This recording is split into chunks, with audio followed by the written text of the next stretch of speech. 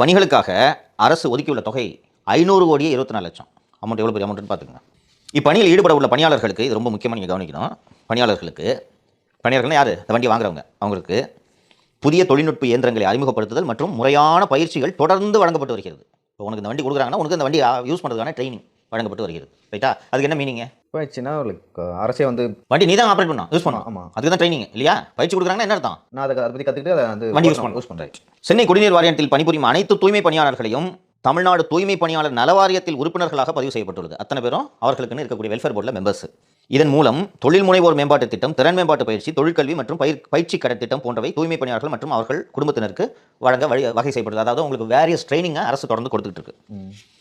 அதன் தொடர்ச்சியாக இன்றைய தினம் மாண்புமிகு தமிழக முதலமைச்சர் அவர்கள் தூய்மை பணியாளர்களை தொழில் முனைவர்களாக மாற்றும் உன்னத திட்டத்தின் கீழ் தூய்மை பணியாளர்களுக்கு 213 நவீன கழிவுநீர் அகற்றும் வாகனங்களை வழங்கிடும் முதற்கட்டமாக 100 தூய்மை பணியாளர்களுக்கு இந்த கழிவுநீர் வாகனங்களை வழங்கி கொடியசைத்து தொடங்கி வைத்தார்.